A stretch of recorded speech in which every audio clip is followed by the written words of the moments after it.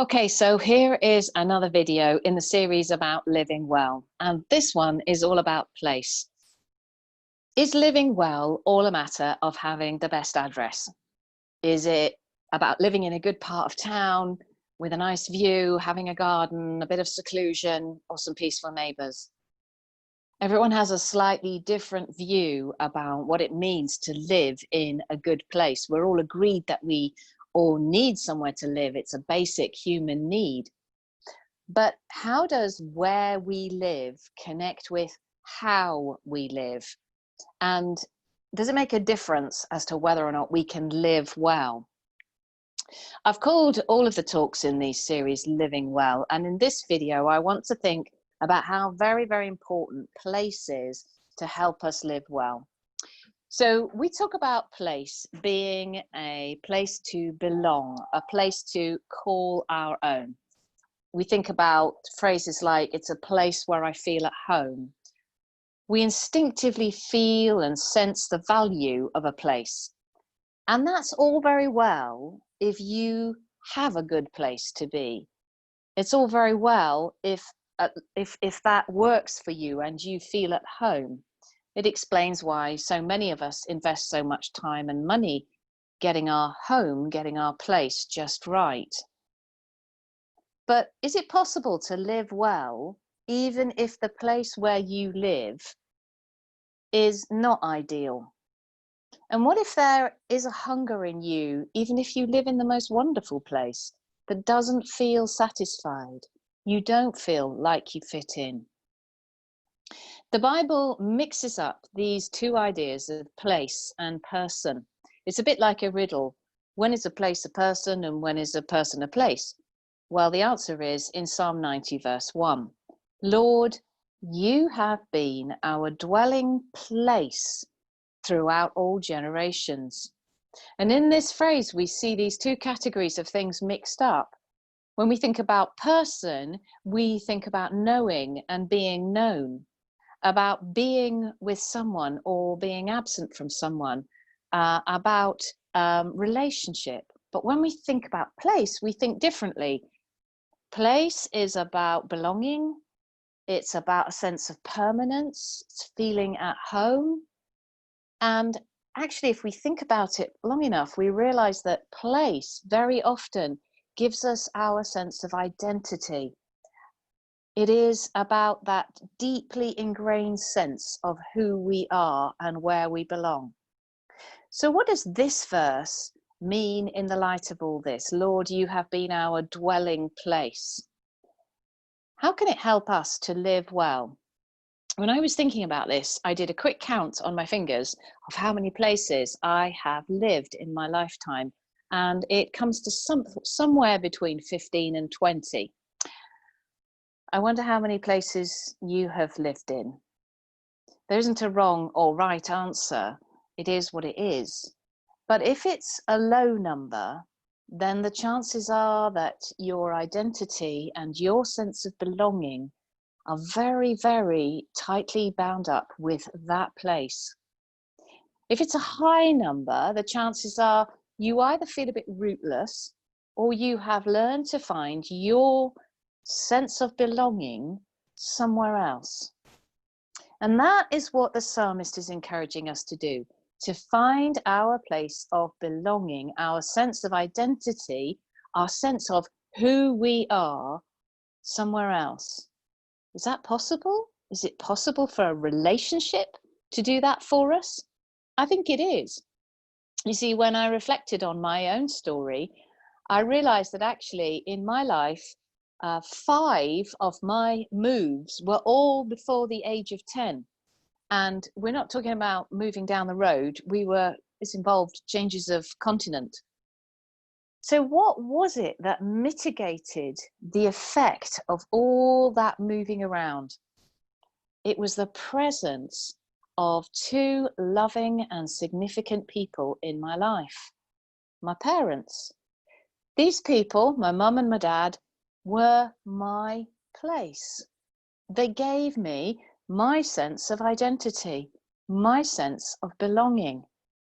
And if that's possible from a human to a human, then I think it's also possible between the person of God and human beings who make this God their dwelling place.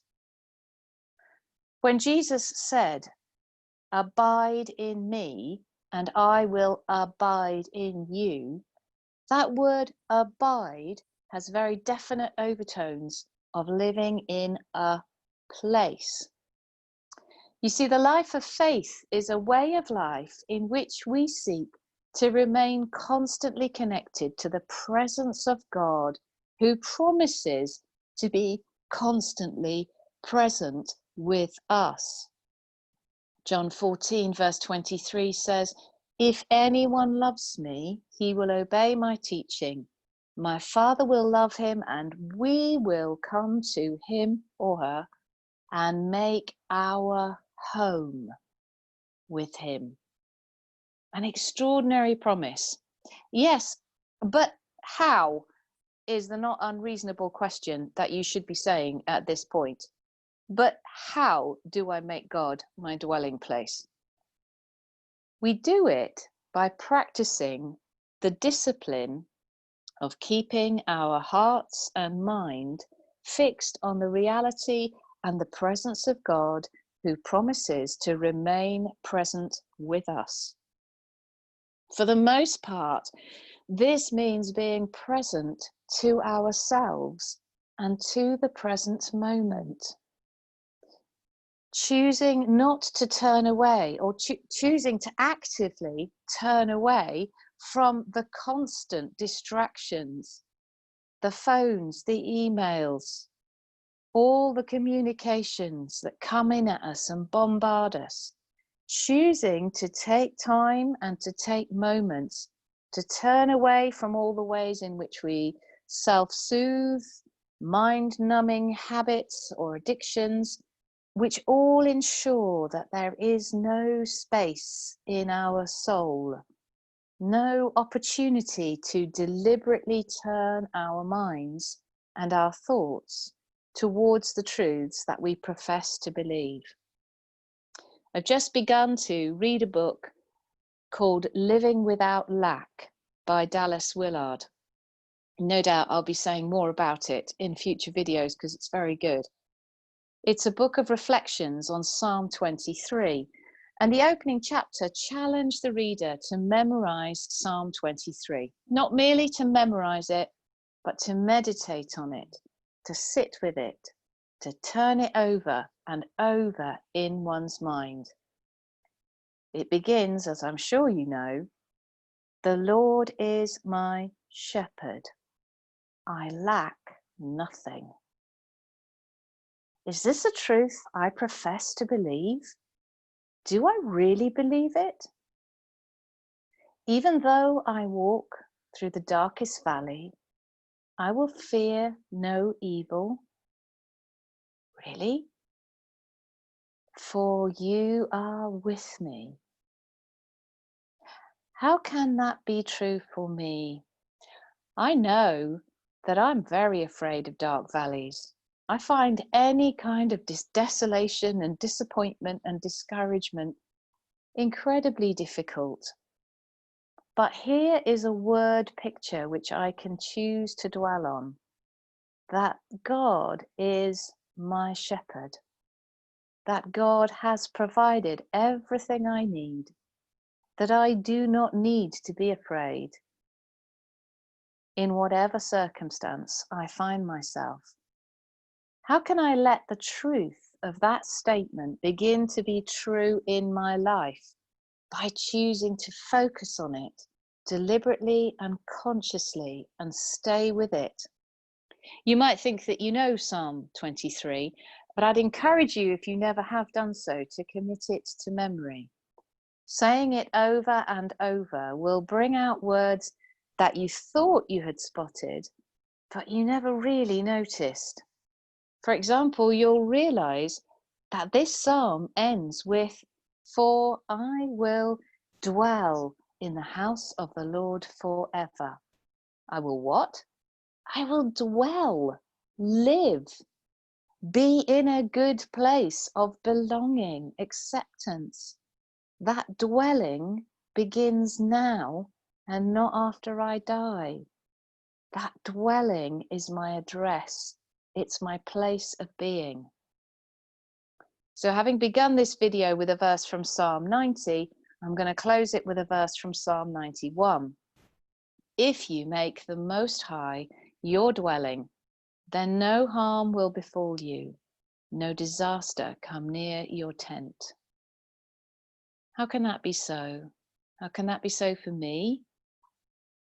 I know of harms and disasters. How can that be so for my friends, my friend particularly who's ill, who's dying?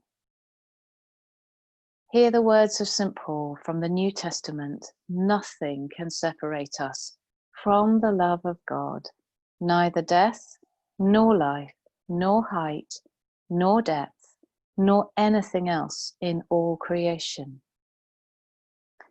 So if nothing can separate me, it means that God is always with me. I will fear no evil, for you are with me. And if this isn't a way of living well and even facing death and dying well, then I don't know what is. Thanks for listening.